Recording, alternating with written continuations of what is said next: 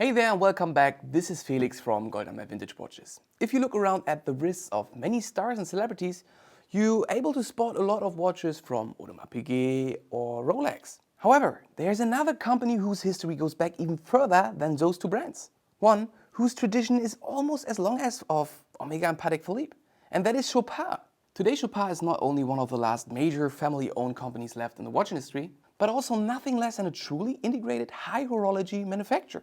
Nevertheless, the brand remains one of the best kept secrets of the watch collector community. While Chopard now often thought of as a jewelry, watchmaking was the company's true origin. So in this video we take a look back through its 150-year-old history to see some of the pioneering achievements that have gone into creating a global luxury brand with over 100 boutiques that appear in the best shopping streets all over the world.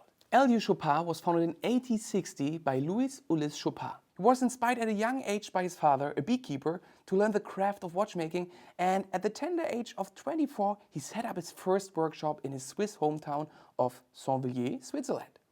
On this picture you can see the three generations of the Chopard family. Louis Ulysse, his son Paul-Louis, whose son Paul-André is on the left so far. Like many of his competitors, the company's focus was on producing pocket chronometers. But what made him stand out was that, unlike all other watchmakers, he did not make parts for other companies, but instead packaged and sold his watches himself from the very beginning. His precise work was soon recognized and he became the official watch supplier of the Tir Fédéral, the Swiss Federal Shooting Association, and the Swiss Railway Company. Through Chopard's travels and exhibitions throughout Europe, his fame grew across borders and he even gained customers in Scandinavia and Russia. Tsar Nicholas II, Russia's last Tsar, even became Chopard's most famous customer of the time. When Louis Ulysse died in 1915, his son Paul-Louis Chopard took over the management of the company. Paul continued to develop reliable pocket chronometers for men and gem-set wristwatches for women. In the following years, the company moved its headquarters to La Chaux-de-Fonds in 1923 and finally to Geneva in 1937, where it remains today. During the Second World War in 1943, even Paul-Louis died, and his son Paul-André Chopard took over the management of the company. Due to the collapse of all markets, the 1940s were also a very difficult time for Chopard. However, even after the war, they could not recover from their debts, and Paul-André looked into the future with some uncertainty. He was an excellent watchmaker, but unfortunately not a good businessman. He managed to keep the company afloat until 1960 with loyal customers from Scandinavia and Russia, but only 5 employees remained. And Paul had no sons who wanted to follow his footsteps. And so he gradually realized that selling the family business was the only way to save it. It was in 1963 when, rather by chance, the perfect buyer was found. But who was this man who had the balls to buy a sinking ship?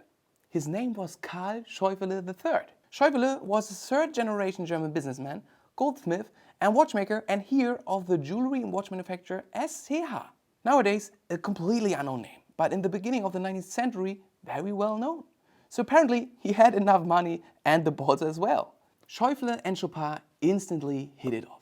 Both men shared an appreciation for fine watchmaking and had the same vision for the future of their company. A contract was drawn up with the aim of restoring Chopard to its former glory. From then on, the watches of Scheufele's former company SCH bore the name Chopard on the dial and SCH only on the clasps. Paul Chopard remained in the company on his own workbench as a watchmaker until his death in 1968. Karl Scheufele was a tough businessman who had it in his blood to pull the right levers. He traveled the world, forged business relationships and made Chopard known on the international markets. On this picture you can see Karl and his wife Karin. The quartz crisis also left its mark on Chopard. So Scheufele used his experience in jewelry making and combined it again with watchmaking to create a unique selling point.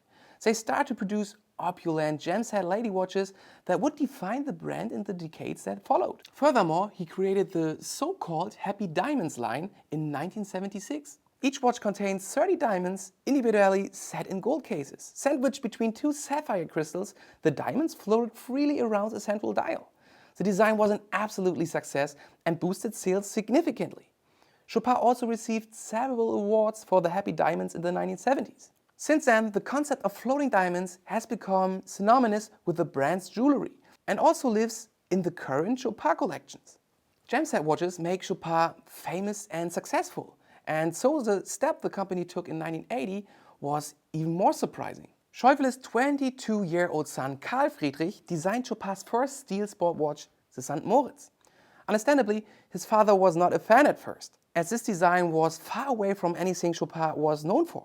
Nevertheless, he convinced him, and the first watch, alluding to the then popular sports watches with integrated steel bracelets, found its way into the boutiques. The St. Moritz was first offered in men's and women's sizes and was an instant success for the brand. Over the next 25 years, the design of the watch continued to evolve and remained a bestseller for Chopard.